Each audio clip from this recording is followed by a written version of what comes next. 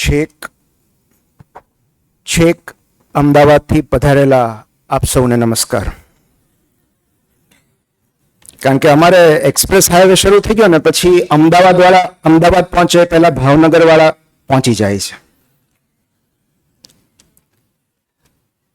ઘણા સમયે જ્યારે કોઈ રેસ્ટોરન્ટમાં જઈએ ને ત્યારે એક મીઠી મૂંઝવણ થાય કે શું ખાવું.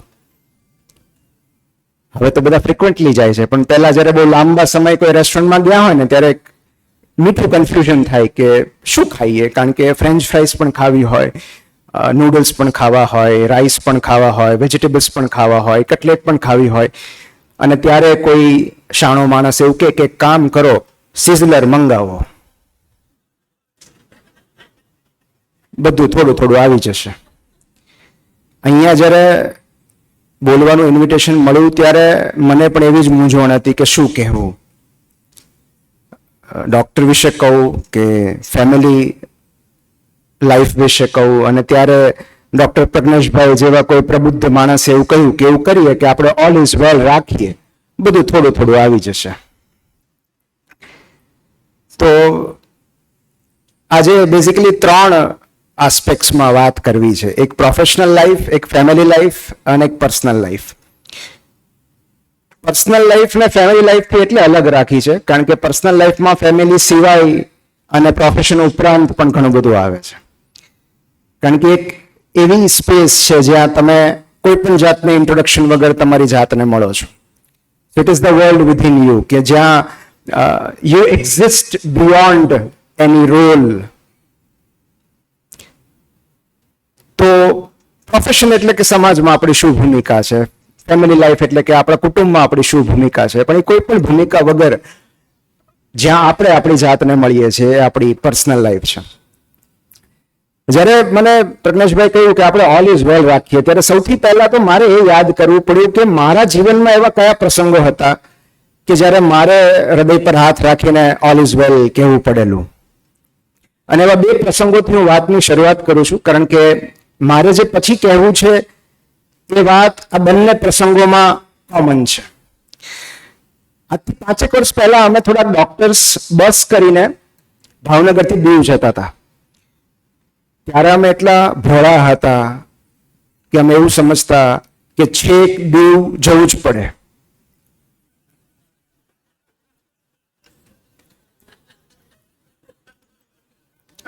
હવે બધા સ્માર્ટ છે, હવે દીવને અહીંયા લઈ આવે છે. તો અમે બસ કરીને દીવ જતા હતા અને અમે બધા બસમાં તો છૂટા છૂટા બેઠા હતા. એટલે થોડો સમય તો બેઠા, પછી એમ થયું કે હવે અહીંયા આની બાજુમાં જ બેસવાનું હોય તો વેકેશન ના કહેવાય, ચેન્જ ઓફ લોકેશન કહેવાય. અમે ફેમિલી સાથે હતા એટલે પછી અમે એવું વિચાર્યું કે આપણે બધા કેબિનમાં જઈને કેબિનમાં વાતો કરીએ. એટલે અમે બધા ડોક્ટર્સ જગ્યા પરથી ઊભા થઈને બહાર કેબિનમાં જઈને વાતો કરતા હતા. અને અમારી વાતો સાંભળીને જે બસનો ડ્રાઈવર હતો એને ખ્યાલ આવી ગયો કે અમે ડોક્ટર્સ છીએ. 55-60 વર્ષ હશે એની ઉંમર. અને પછી એને અમને પૂછ્યું કે હે સાહેબ, તમારામાંથી કોઈ આંખનો ડોક્ટર ખરો?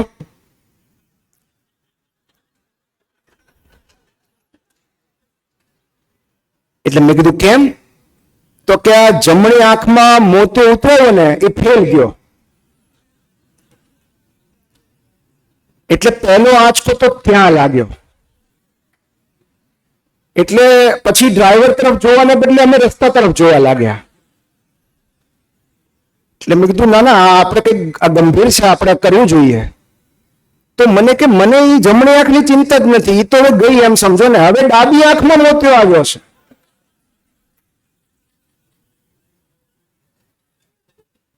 પછી તો અમે સામે, હવે એમ તો પૂછવાય નહીં કે સામે પેલી કાર આવે છે દેખાય છે, એટલે અમે એમ પૂછતા કે ઓલી કાર કઈ છે?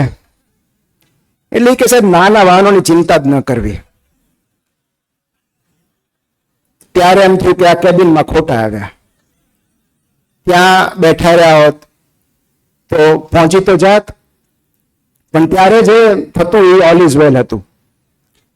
બીજો પ્રસંગ એવો બનેલો કે જ્યારે હું યુરોલોજીમાં પાસ આઉટ થઈને ભાવનગરમાં એક કોર્પોરેટ હોસ્પિટલમાં ફૂલ ટાઈમ યુરોલોજીસ્ટ તરીકે મેં જોઈન કરેલું. અને ત્યારે જામનગરથી બુચ સાહેબ આવતા, ધીરેન બુચ સાહેબ. મને અત્યંત આદર છે એમના માટે, બહુ જ પ્રિય વ્યક્તિ, with great sense of humour. એમણે મને ઘણું બધું શીખવ્યું છે. તો initially he use to come to Bhavnagar all the way from Jamnagar. અને ત્યારે એવું હતું કે સોમથી ગુરુ હું ભાવનગરમાં પ્રેક્ટિસ કરતો અને શુક્ર શનિ મારે રાજકોટ જવાનું હોય ત્યાંની કોર્પોરેટ હોસ્પિટલમાં પેશન્ટ જોવા માટે, એવું વ્યવસ્થા થયેલી. તો સાહેબ ત્યારે રાજકોટમાં જે પેશન્ટ જોયેલા હોય એ શુક્ર શનિમાં પોસ્ટ કરતા યુરોલોજીના. એટલે એમણે જે સોમથી ગુરુની ઓપીડીમાં જોયા હોય એ પેશન્ટ્સ તે શુક્ર મારે શનિવારે પોસ્ટ કરે અને મારે જેને ઓપરેટ કરવાના. એટલે મને ગુરુવારે ફોન કરે કે કાલની લિસ્ટ શું છે. તો એમાં એકવાર એને મને કહેલું કે આવું આવું પેશન્ટ છે અને VIU કરવાનું છે, સ્ટ્રક્ચર છે. ત્યાં સુધી તો બધું બરાબર જ હતું, કઈ વાંધો જ નહોતો. પછી મેં થોડી હિસ્ટ્રી જાણવાનો પ્રયત્ન કર્યો. એટલે સાહેબ બીજી કોઈ હિસ્ટ્રી? મને કે ના બસ આટલું જ છે. છતાં મેં બીજી વાર જયારે પૂછ્યું ને, મેં તો બીજી કોઈ હિસ્ટ્રી નથી ને સાહેબ. તો મને કે તું પૂછો તો સાંભળ હવે. એ કે આ નામ છે, હવે નામ તો અત્યારે હું નહીં લઈ શકું. એ કે આ નામ છે 3 મહિના પહેલા જેલમાંથી છૂટ્યા છે, 2 ખૂન કરી ચૂક્યા છે, 3જું તારું ન થાય જોજે.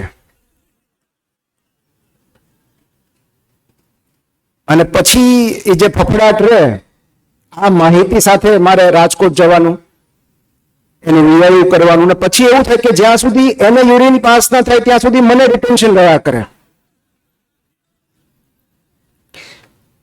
ત્યારે એવું લાગ્યું કે ખાલી મેડિકલ હિસ્ટ્રી જ જાણવા જેવી હતી, આ ક્રિમિનલ હિસ્ટ્રીની જરૂર નહોતી. અને એટલે આ બંને ઇન્સિડન્ટ્સ પરથી જે મને સમજાયું છે કે બિનજરૂરી ઇન્ફોર્મેશન ગ્રહણ ન કરવી. કવિ રાજેશ વ્યાસ મિસ્કિનનું એક બહુ સરસ શેર છે કે એ જ સતત પીડે છે ભીતર, એ જ પીડા આપે છે, એ જ સતત પીડે છે ભીતર, અજાણતા જે વાતો જાણી. જે વાતો અજાણતામાં આપણે જાણી જઈએ છીએ, જે જાણવાની જરૂર નહોતી, એ દુઃખી કરે છે આપણને. અને એટલે જ આપણે ગુજરાતીમાં કહીએ છીએ કે આ જાણ્યાનું દુઃખ છે. કેટલીક અજ્ઞાનતામાં પ્રસન્નતા રહેલી હોય છે, ઇગ્નોરન્સ ઇઝ બ્લિસ એવું કહીએ છીએ ને. આપણે અત્યારે એવા યુગમાં છીએ કે જેને આપણે ઇન્ફોર્મેશન ઓબેસિટી કહી શકાય, કે બધી બાજુથી ઇન્ફોર્મેશનનું બોમ્બાર્ડિંગ છે. નોટિફિકેશન્સ હોય કે ન્યૂઝ હોય કે રીલ્સ હોય. અને આ આપણા માટે બહુ ભયાનક છે, કારણ કે માહિતીનો અતિરેક માનસિકતાને ઇજાગ્રસ્ત કરે છે, આપણી વિચાર શક્તિ કુંઠિત કરી નાખે છે. અને એની માટે બહુ સુંદર શબ્દ છે કોગ્નિટિવ ઓવરલોડ. જ્યારે અમાઉન્ટ ઓફ ઇન્ફોર્મેશન વધતી જાય અથવા કોમ્પ્લેક્સિટી ઓફ ઇન્ફોર્મેશન વધતી જાય ત્યારે એન્ઝાઇટી, ઇરિટેબિલિટી તો આવે જ છે, પણ એની સૌથી ભયાનક અસર આવે છે કે આપણી નિર્ણાયક ક્ષમતા ઘટતી જાય છે. It reduces the ability to take decisions. Mark ટ્વેનનું એક બહુ ફેમસ વિધાન છે કે if you don't read newspapers you are uninformed, if you read newspapers you are misinformed. તો ત્યાંથી આ અનવેલનેસની શરૂઆત થાય છે. જેમ વેલનેસ છે એમ અનવેલનેસ છે. કે ઇન્ટેલિજન્સ અને ઇન્ફોર્મેશન એ ડબલ એજેડ સ્વોર્ડ છે. એટલે જો તમારી પાસે છે અને તમને એનો ઉપયોગ કરતા નથી આવડતું તો એ સરવાળે તમને જ લોહી લુહાણ કરી નાખે છે. જો ઇન્ટેલિજન્સ તમારી અગેન્સ્ટમાં કામ કરવા લાગે ને તમારી જ ઇન્ટેલિજન્સ, ત્યારે બધા પ્રશ્નો ઉદ્ભવે છે. કોઈ બાળકના હાથમાં છરી હોય તો એને ખબર નથી કે છરી ક્યાંથી પકડવાની, આનો ઉપયોગ કઈ રીતે કરવાનો, અને એટલે જ હાથને બગાડી બેસે છે. અને આજકાલના જે પેશન્ટ્સ છે એમની આવી હાલત છે. એમની પાસે એટલી બધી મેડિકલ ઇન્ફોર્મેશન આવી જાય છે કે એમને ખબર નથી પડતી કે આ ઇન્ફોર્મેશનનું શું કરવું, આનો ઉપયોગ કઈ રીતે કરવો. અને એટલે જ્યારે મેં પ્રોફેશનલ લાઈફની વાત કરી કે સમાજમાં આપણી ભૂમિકા બદલાઈ રહી છે. કઈ રીતે બદલાઈ રહી છે કે we are not the only source of medical knowledge now. જ્યારે પેશન્ટ પહેલી વાર આપણી પાસે આવે છે ને ત્યારે પણ એ આપણો સેકન્ડ ઓપિનિયન લેવા જ આવતો હોય છે, કારણ કે ફર્સ્ટ ઓપિનિયન એને ChatGPT ને લઈ લીધો હોય છે. તો પહેલા કેવું હતું કે પેશન્ટ્સ માત્ર સિમ્ટમ્સ લઈને આવતા. હવે લોકો symptoms, diagnosis, differential diagnosis, treatment plan બધું લઈને આવે છે આપણને પૂછવા માટે કે આ સાચું છે કે નહીં. તો હવે આપણી ભૂમિકા માત્ર ક્લિનિશિયનની નથી રહી. Now we are the interpreter of information, કે આપણે એમને કહેવાનું છે કે સાચું છે કે નહીં. અને એટલે ડોક્ટરની જવાબદારી અને જરૂરિયાત બંને વધી ગઈ છે. પણ AI નો ગમે તેટલો વિકાસ થશે, ડોક્ટર્સને કોઈ રિપ્લેસ નહીં કરી શકે. ડોક્ટર્સની જરૂર પડશે જ. એનું કારણ હું તમને કહું. કેમ એક યંગ લેડી સાયકિયાટ્રિસ્ટ પાસે ગઈ એને પ્રશ્ન પૂછવા માટે કે મારા ફેમિલીનું બહુ દબાણ છે કે મારે મેરેજ કરવા જોઈએ, મારે નથી કરવા. હું ફાઇનાન્શિયલી ઇન્ડિપેન્ડન્ટ લેડી છું, સેલ્ફ સફિશિયન્ટ છું, એમ્પાવર્ડ વુમન છું, મારે લગ્ન શું કામ કરવા જોઈએ? મારા ડ્રીમ્સ છે, એમ્બિશન્સ છે, હું આટલું જાણું છું, સેલ્ફ એમ્પ્લોયડ છું. Why should I marry? Tell me one good reason. અને સાયકિયાટ્રિસ્ટે કહ્યું કે તમે બહુ જ એમ્પાવર્ડ છો, તમે બહુ સફળ પણ થશો જીવનમાં, પણ જ્યારે કશું ખરાબ થશે, કંઈક ખોટું થશે, જીવનમાં નિરાશા મળશે, નિષ્ફળતા મળશે, ત્યારે બ્લેમ કોને કરશો?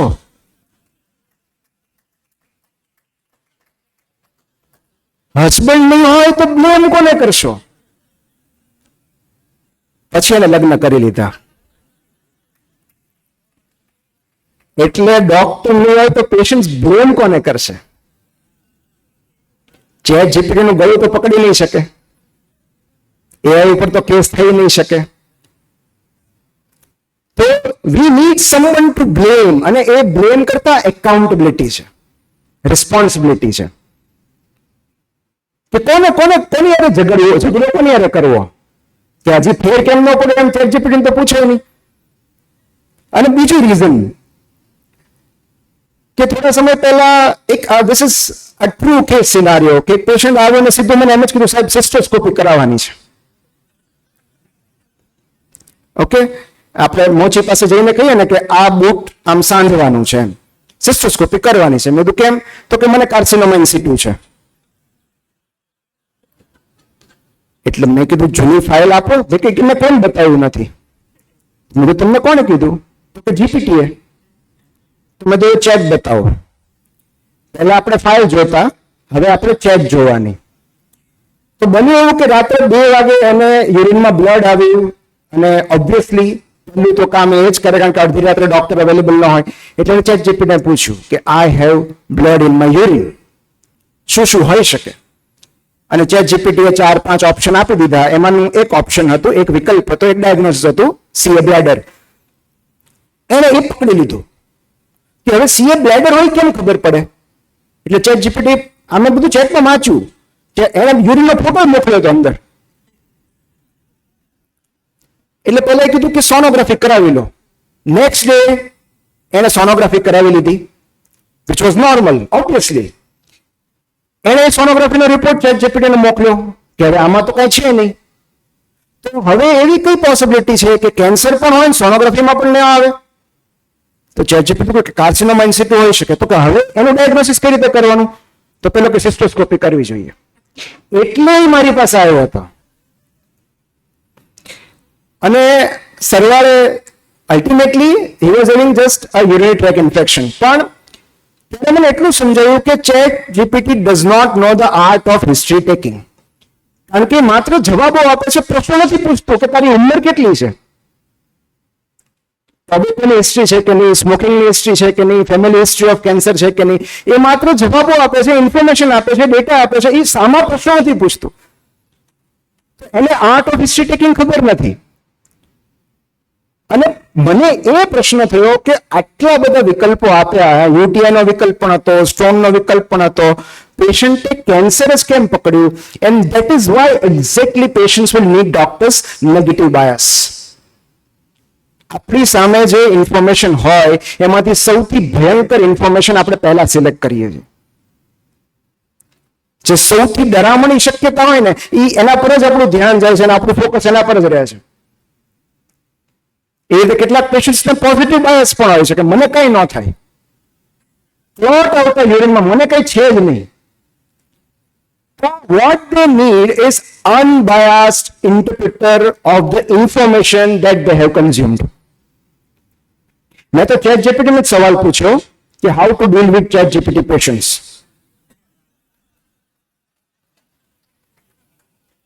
એકચ્યુઅલમાં કે હવે આ વધતું જાય છે તો you tell me how to deal with ChatGPT patients.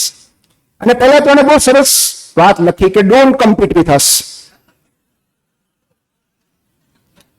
કારણ કે તમારી પાસે એવી 3 વસ્તુ છે જે અમારી પાસે નથી, જે સાચું છે: ક્લિનિકલ જજમેન્ટ, એક્સપિરિયન્સ એન્ડ એમ્પથી. એ અમારી પાસે નથી. પણ એને એવું પણ કહ્યું કે અમારી પાસે એવી 3 વસ્તુઓ છે જેને કારણે પેશન્ટ અમારી પાસે આવે છે, તમારાથી દૂર જાય છે. પહેલું જે છે એ છે availability or accessibility, which is true. આજના સમયમાં અવેલેબિલિટી મીન્સ રિલાયબિલિટી. રાત્રે 2 વાગે યુરિનમાં બ્લડ આવે તો પહેલો પ્રશ્ન કોને પૂછાય? ChatGPT ને. સૌથી નજીક કોણ છે? ઇન્સ્ટન્ટલી અવેલેબલ કોણ છે? ChatGPT. બીજું, ChatGPT is more patient with patients. A interrupt કર્યા વગર છેક સુધી સાંભળે છે. એને ખબર છે કે નકામી ફરિયાદ છે, આને કારણે ગેસ ન થાય, આને કારણે માથું ન દુખે, તો એ સાંભળે છે. અને ત્રીજું, ChatGPT is more explanatory. Irritate થયા વગર, અકળાયા વગર, શાંતિથી બધા પ્રશ્નોના એન્ડલેસલી જવાબો આપે છે. એટલે જીપીટી મને એવું કહ્યું કે આ ગુણ જો તમે આત્મસાત કરી શકો ને તો અમારી જરૂર નહીં પડે. કારણ કે આપણે અધીરા થઈ જઈએ કે હવે 12 પેશન્ટ રાહ જોવે છે, પતે તો સારું, આટલા બજેટમાં આટલું જ હોય.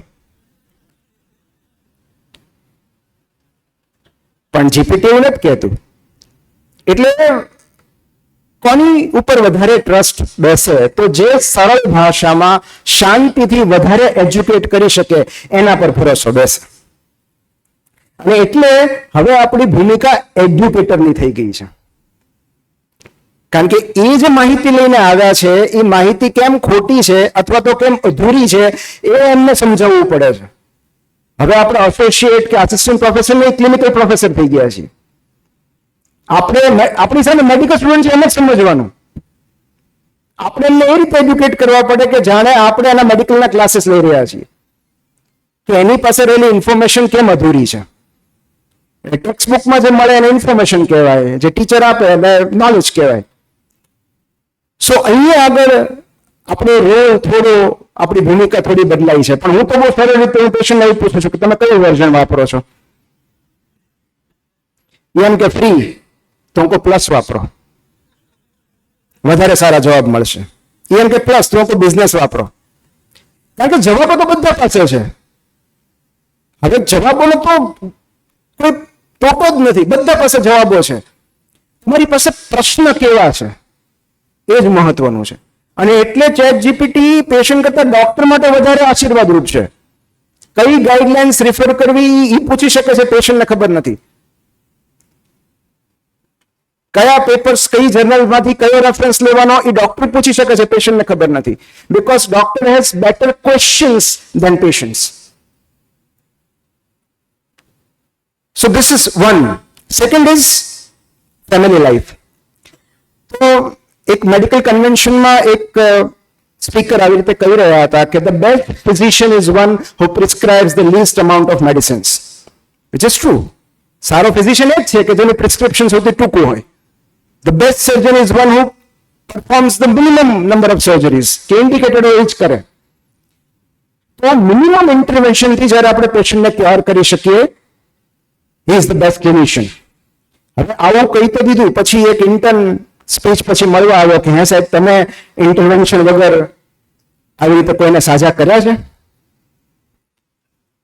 તો કે હા, કે મારો પેશન્ટ હતો ક્રોનિક માઇગ્રેન, તો હું ધારત તો એને સ્ટ્રોંગ એનાર્જેટિક્સ પ્રિસ્ક્રાઇબ કરી શકત, ન્યુરોફિઝિશિયનને રિફર કરી શકત, પણ મેં એક બહુ સાદી સૂચના આપી કે આજથી 1 અઠવાડિયા સુધી દરરોજ ઘરે જઈને દિવસમાં 3 વાર તારી પત્નીને આઈ લવ યુ કહેવાનું. એને કર્યું અને માઇગ્રેન મટી ગયું. પેલો ઇન્ટર્ન નવાઈ પામ્યો કે આવું કઈ રીતે બને? તો કે એની પત્ની એટલી બધી રાજી થઈ ગઈ કે એને હેરાન કરવાનું બંધ કરી દીધું. આપણે તો સોર્સને ટ્રીટ કરવાના હોય ને.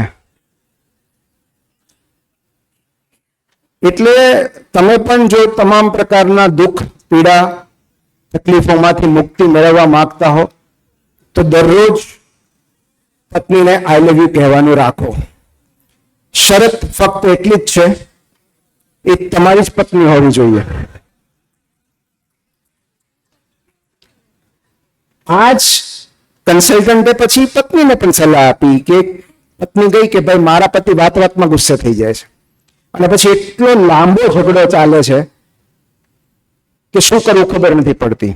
એટલે ડોક્ટરે કહ્યું કે તમે બહુ એનો સાદો ઉપાય છે કે તમે જેવો તમારો પતિ ગુસ્સે થાય ને, તમે 1 ગ્લાસ પાણી મોઢામાં મૂકો, એને થૂકવાનું પણ નથી, એટલે કોગળા પણ નથી કરવાના, ગળવાનું પણ નથી. બહુ ઇન્ટેલિજન્ટ. 3 અઠવાડિયા સુધી એવું કર્યું અને ખરેખર ચમત્કાર થયો અને લેડી ગઈ રાજી થતી હતી કે 1 ગ્લાસ પાણી આવો ચમત્કાર કરી શકે. ડોક્ટર કે પાણીનો ચમત્કાર નથી, એટલો સમય તમારું મોઢું બંધ રહ્યું એનો ચમત્કાર છે. તમે જવાબો નથી આપતા એટલે બધું ડિફ્યુઝ થઈ જાય ને. અમારે એક વડીલ હતા, એ નવપરિણીત યુગલને બહુ સરસ સલાહ આપતા. એ પત્નીને એવું કહેતા કે આ તારો પતિ છે, એ પુરુષ છે, તો એને પ્રેમ ન કરતો વાંધો નહીં, એને સમજવાનો પ્રયત્ન કરજો. અને પતિને એવું કહેતા કે તારે જેટલો પ્રેમ કરવો એટલી છૂટ, પણ ભૂલે ચૂકે સમજવાનો પ્રયત્ન ન કરતો. કારણ કે એવું કહેવાય છે, કારણ કે પેલું છે ને બુક કે men are from Mars, women are from Venus. આ બે અલગ અલગ પ્લેનેટમાંથી આવેલી વ્યક્તિઓ છે કે 100 રૂપિયાની એક એવી વસ્તુ પુરુષ 200 રૂપિયામાં ખરીદશે જેની એને જરૂર છે. જેની જરૂર છે, ખરેખર જરૂર છે તો 100 રૂપિયાની વસ્તુ 200 માં ખરીદશે. અને 200 રૂપિયાની એક એવી વસ્તુ એક સ્ત્રી 100 રૂપિયામાં ખરીદશે જેની એને જરૂર જ નથી. કારણ કે પુરુષ જે છે બુદ્ધિથી વિચારે છે, તર્કથી વિચારે છે, અને સ્ત્રી છે ને એ લાગણીથી વિચારે છે. The way of superior man કરીને એક બહુ સુંદર પુસ્તક છે. તમારા દરેક સંતાનના લગ્ન થાય પહેલા દરેક દીકરાને આ પુસ્તક આપવું જોઈએ કે સ્ત્રીઓને કઈ રીતે સમજવી. અને એક બહુ સાદું એક્ઝામ્પલ હું તમને આપું કે દાખલા તરીકે તમે રવિવાર છે અને તમારી વાઈફે કહ્યું કે આજે ધુરંધર મૂવી જોવા જઈએ. તમે ટિકિટ બુક કરાવો છો, પછી પાર્લરમાં જાય છે, પાર્લરમાંથી આવે છે અને પાર્લરમાંથી આવીને કંઈક નવા નવા ફેરફારો થયા હોય છે, જેમ કે વાળમાં કંઈક અખતરા થયા હોય કે નેલ પોલિશ થયા હોય, અને પછી જ્યારે તૈયાર થઈને આવે છે ત્યારે તમને નોટિસ નથી કરતા. મતલબ એ બતાવવા માંગે છે કે જો આ હું તૈયાર છું એમ, કે મતલબ તમે કોમેન્ટ કરો. તમે એમ કહેશો કે ચલો જઈએ, તો એ કહેશે કે નથી જવું. ત્યારે તમે સામો પ્રશ્ન કરશો કે પણ ત્યાં કીધું એટલે તો જઈએ છીએ. તો નથી જવું એનો અર્થ એમ નથી કે નથી જવું, એનો અર્થ એમ કે તમે નોટિસ નથી કરતા, તમે એપ્રિશિએટ નથી કર્યું. અને એવા સમય તમે એમ જો કહો કે વાહ આ સાડી સરસ લાગે છે, આ વાળ સ્ટ્રેટનિંગ કરાવવા લાગે છે, નેલ પોલિશ સરસ છે, તો કે ચાલો મોડું થાય છે. એટલે એટલા માટે આ ડાયકોટોમી છે કે એ વિચારે છે કંઈક અલગ, બોલે છે કંઈક અલગ અને કરે છે તો સાવ જ કંઈક અલગ. કારણ કે લાગણીઓ તો ફ્રીક્વન્ટલી બદલાયા કરે. એવું કહેવાય છે કે when women are depressed they eat or go shopping. When men are depressed, they attack another country.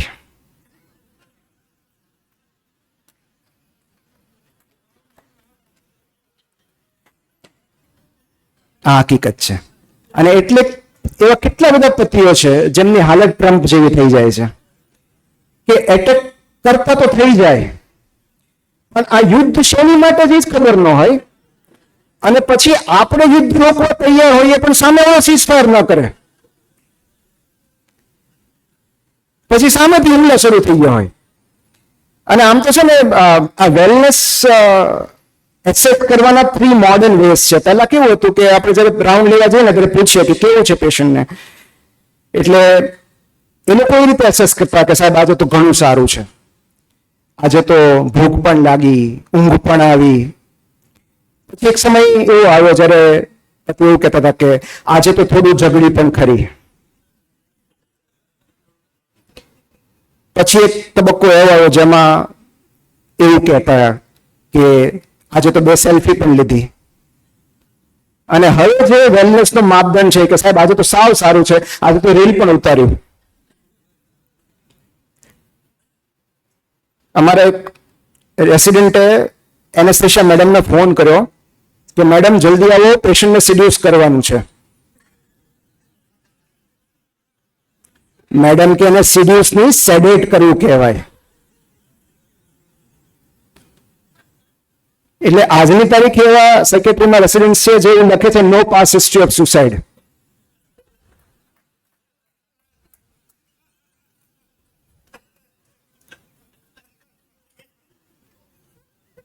પણ આ છે ને પાવર ઓફ એપ્રિસિએશન છે કે દરેકમાં આ to be seen, to be heard, to be understood ની ડિઝાયર રહેલી હોય છે દરેક વ્યક્તિમાં. અને એટલે જ જે એપ્રિસિએશન નો પાવર છે એ ભલી તકલીફોને ડિફ્યુઝ કરી નાખે છે. જો ફેમિલી લાઈફમાં આદર અને કદર જળવાય ને તો બધું ઓલ ઇઝ વેલ જ છે. બહુ મહત્વની વાતો છે. એટલે હું કહેતો હોઉં છું કે બળેલું ટોસ્ટ ખાઈ જવું એ પણ એક લવ લેંગ્વેજ છે. બળેલી ખીચડી હોય એ ખાઈ જેવી કશું જ બોલ્યા વગર એ પણ એક લવ લેંગ્વેજ જ છે કે ભાઈ દરેક વખતે કોઈને જાહેરમાં એપ્રિશિએટ કરવા એ એપ્રિસિએશન નથી. ક્યારેક કોઈની નબળાઈઓ, ખામીઓ, ત્રુટીઓ તમે જાહેરમાં ન કહો એ પણ એપ્રિસિએશન જ છે ને. તો એક મને રોટરીમાં મેં કીધું ને તો એક ભાઈ બહુ ભોળા સ્વરે મને કે ખીચડી રોજ બળતી હોય તો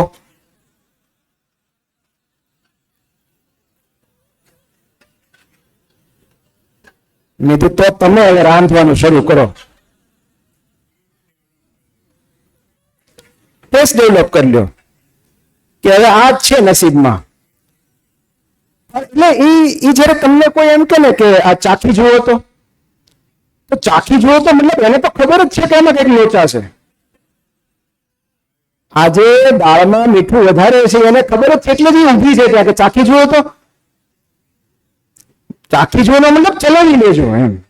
હવે ત્યાં પછી તમે ખોખારો ખાય એમ કે નાના ખારી તો છે જ, તો માર્ક્સ કપાઈ જાય ત્યાં. ત્યારે તો એવું જ કહેવું પડે કે નાના ઓલ ઇઝ વેલ, સારું છે, એટલું બધું ખરાબ નથી કઈ. પણ આ ડાયકોટોમી એટલે છે કારણ કે હું તમને એક સાદું એક્ઝામ્પલ આપીને છેલ્લે આપણે પર્સનલ લાઈફ પર જઈએ કે સપોઝ એક સ્ત્રી એવું કહે છે કે મારો આજનો દિવસ ટેરિબલ હતો, બહુ જ ખરાબ દિવસ હતો, I had a very bad day at office. અને પતિ એમ જ કહે છે તો જોબ છોડી દે. કારણ કે men often solve, women often share. પુરુષે તરફ સોલ્યુશન આપવું છે, સ્ત્રીઓ સોલ્યુશન ઈચ્છતી જ નથી. એમ કહે છે મારે ખાલી શેર કરવું છે કે this problem is significant enough to be shared. સ્ત્રીઓ એવું વિચારે છે અને પુરુષ એવું વિચારે છે this problem needs to be solved. અને એટલે આજે લેક ઓફ અન્ડરસ્ટેન્ડિંગ છે, આજે ઇમોશનલ ગેપ છે, ત્યાંથી બધી તકલીફો શરૂ થાય છે. એટલે જ the greatest gift is attention, not advice or opinion. પણ ફેમિલી લાઈફ પૂરી કરતા પહેલા મને લોકમિલાપમાં વર્ષો પહેલા વાંચેલું એક વિધાન યાદ આવે છે કે તમારી પત્નીની કે તમારા જીવન સાથીની બંને બાજુ વાઇસ વર્સા એટલું જ સાચું છે કે તમારા જીવન સાથીની નાની નાની નબળાઈઓ, ત્રુટીઓ, ખામીઓ, મર્યાદાઓ નો વારંવાર ઉલ્લેખ કરતા પહેલા એટલું યાદ કરી લેજો કે આવી નાની નાની ખામીઓને કારણે જ એને વધુ સારો જીવનસાથી નહીં મળી શક્યો હોય.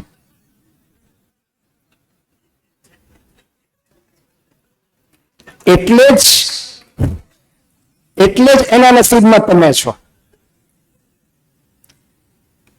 તમારે વાઈફ જોતી હોય કિયરા જેવી, પણ તમે ક્યાં સિદ્ધાર્થ મલ્હોત્રા છો? આપણે તો બૂટની દોરી નથી બંધ થતી કારણ કે ફાન નડે છે. તો પેલો કલાકાર કે ને સ્ટેજ પરથી પ્રસ્તુતિઓ થતી ને કલાકાર કે આટલા બજેટમાં આટલું જ હોય, એમ આટલી ક્ષમતામાં આટલું જ મળે.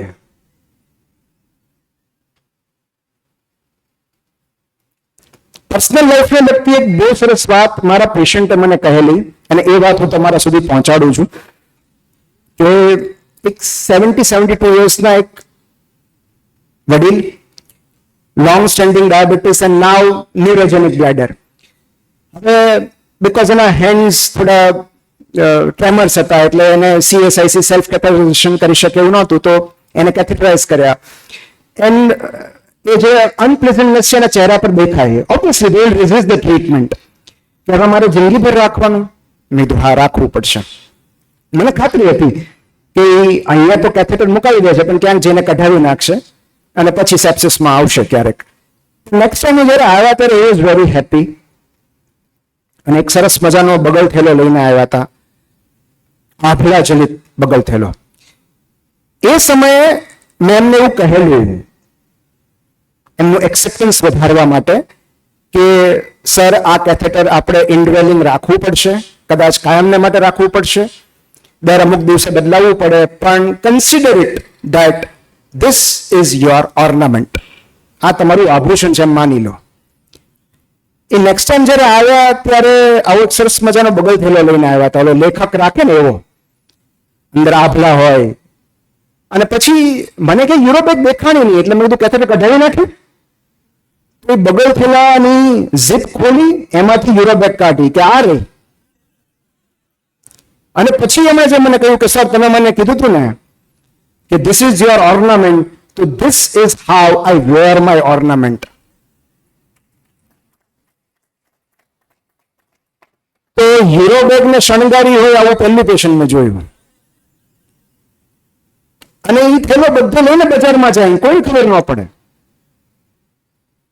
તો એવું કહેવાય છે કે when you change the way you look at the things you look at change. જ્યારે આપણે આપણી નજર બદલીએ છીએ ત્યારે એ વસ્તુ બદલાઈ જાય છે. જાપાનીઝમાં એક બહુ સરસ કલા છે જેને કિન્સુગી કહેવાય. એટલે કે જ્યારે કોઈ સરસ મજાનું કાચનું બાઉકી તૂટે ને ત્યારે લોકો એને ડિસ્કાર્ડ ના કરે, એને ફરી પાછું જોડે અને એ જે સાંધા હોય, જે જોડાણ હોય, એને ગોલ્ડથી હાઇલાઇટ કરે કે અહીંયા તૂટેલું હતું, એને હાઇલાઇટ કરે, એને સંતાડવાનો પ્રયાસ ન કરે. અને એ જે ફિલોસોફી છે એ છે વાબી સાબી, મતલબ કે there is beauty in imperfection.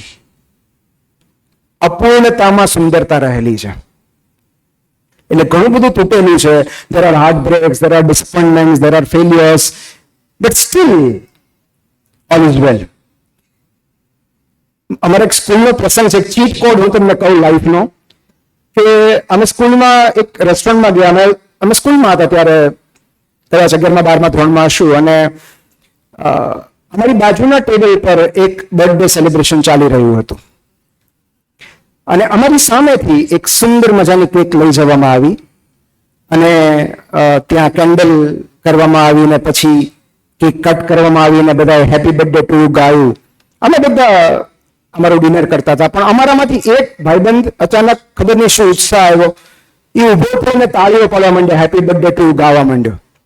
હવે અમને બધાને બહુ જ એમ્બેરેસમેન્ટ થયું કે ભાઈ તું હેઠો બેસ ને, તું શું કામ એનો એટલો બધો હરખા છે, બર્થડે તો એનો છે. પણ જ્યાં સુધી બર્થડે ગીત ચાલ્યું ત્યાં સુધી ઉભો રહ્યો અને બર્થડે ટુ ગાતો રહ્યો. અમે થોડા ક્ષોભમાં હતા કે આવું કેમ, કેટલું ગંદુ લાગે એમ, અમને બોલાવ્યા નથી એને.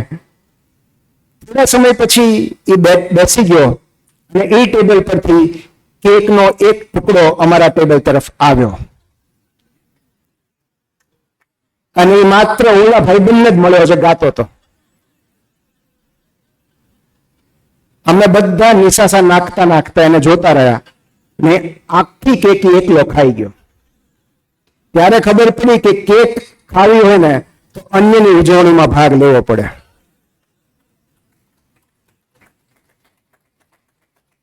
સો this is the cheat code of life કે સુખ એને જ મળે છે જે અન્યના સુખમાં રાજી થાય છે, જે અન્યની સફળતામાં રાજી થાય છે એને જ સફળતા મળે છે.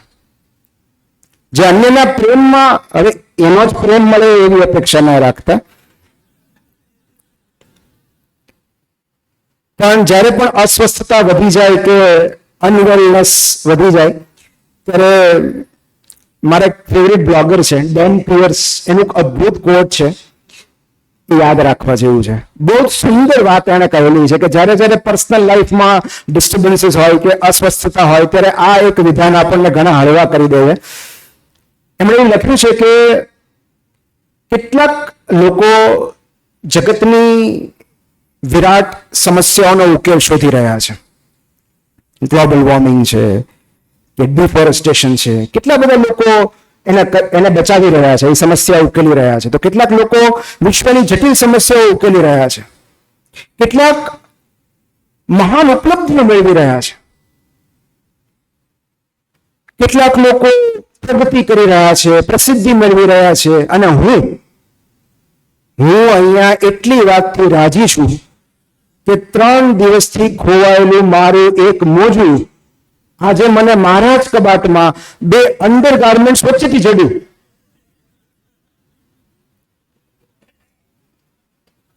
તો લોર ધ બાર, મતલબ ઘણી વાર એવું નથી થતું કે આપણું ફેવરિટ કંઈક ખોવાઈ ગયું હોય અને આપણા જ કબાટમાં 2 કપડાની વચ્ચેથી મળે ત્યારે કેટલો આનંદ થાય છે. સો this is Lord the bar. ક્યારેક આપણી અપેક્ષાઓ, અનરિયલિસ્ટિક અપેક્ષાઓ લાઈફ પાસેથી એટલી બધી હોય છે કે that creates unwellness. અને એવું કહેવાય છે કે don't look for happy endings, look for new beginnings. કે અંતનું સુખદ હોવું ક્યારેય આપણા હાથમાં નથી હોતું. આપણા હાથમાં તો ફક્ત એક નવી શરૂઆત હોય છે, કારણ કે એ કઈ વસ્તુ ક્યારે ડ્રોપ થાય છે, એન્ડ થાય છે, એ આપણે નથી જાણતા હોતા. ક્યારેક લાઈફમાં બેકવર્ડ લો લાગુ પડતો હોય છે. બેકવર્ડ લો એટલે કે જ્યારે કશુંક આપણે વધારે પામવાનો પ્રયત્ન કરીએ છીએ ને એ વસ્તુ એટલી જ આપણાથી દૂર થતી જાય છે. એ સક્સેસ હોય કે સંપત્તિ હોય કે પ્રેમ હોય, the more we try the more we lag behind.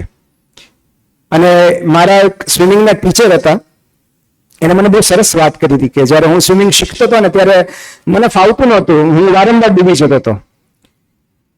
અને ત્યારે એને મને બહુ સિમ્પલ સલાહ આપી કે ડોન્ટ ફાઇટ, જસ્ટ ફ્લોટ. તમે એટલે ડૂબો છો કારણ કે તમે વધારે પ્રયત્નો કરો છો. આટલા બધા પ્રયત્નો જ નથી કરવાના, જસ્ટ રિલેક્સ એન્ડ ફ્લોટ. એ વાત મને ગમી ગઈ. અને એટલે જ જાપાનીઝમાં એવું કહેવાય છે કે વો વઈ મતલબ કે ગો વિથ ધ ફ્લો. મતલબ જે સમયનો પ્રવાહ, નિયતિનો પ્રવાહ જ્યાં તમને લઈ જાય એની સાથે સાથે ચાલતા રહો. No matter what happens in your life, eventually all will be well. અને જ્યારે આપણે એવું કહીએ છીએ કે એવરીથિંગ વિલ બી ઓકે, એનો મતલબ એમ નથી કે બધું નોર્મલ થઈ જશે, બધું પહેલા જેવું થઈ જશે. બધું ઠીક થઈ જશે નો અર્થ એમ છે કે તમે ન્યૂ નોર્મલ સાથે ટેવાઈ જશો. આ જગત ક્યારેક આપણી અંગત પીડાની આસપાસ ગોઠવાઈ જતું હોય છે અને પરિચિતો જે પ્રિયજનો છે એ પાછા મળશે એવું જરૂરી નથી, પણ અપરિચિત લોકો પણ ક્યારેક ગભવા લાગશે. ધેટ વિલ બી વેલ. તો એ રીતે ઓલ ઇઝ સ્ટીલ વેલ. અને છેલ્લે તો હું એટલું જ કહીશ કે આમાં જે ઝા સાહેબે કીધું, ભાગ્યેશભાઈ, કે એમાં દુઃખી થવા જેવું કંઈ છે જ નહીં. કારણ કે એવરી ડે ઇઝ બોનસ. મતલબ અહીંયા જે કંઈ બને છે એ બધું બોનસ જ છે. સો વિથ ધેટ હું yes thank you so much Hiteshbhai. હિતેશભાઈનો મારે ખાસ આભાર માનવાનો છે. I love him. He's gem of a person. મતલબ સર પ્લીઝ બેસી જાઓ. અમે લીગલ કોનમાં લાસ્ટ ટાઈમ અમે મળ્યા હતા અને આનાથી વધારે જિંદાદિલ માણસ ડોક્ટર ઓલવેઝ હસતા હોય. તો મને એમના પ્રત્યે બહુ આદર છે અને આઈ થેન્ક હિમ એન્ડ એમે કે મને અહીંયા ઇન્વાઇટ કર્યો અને મને બોલવાની તક આપી. Thank you so much.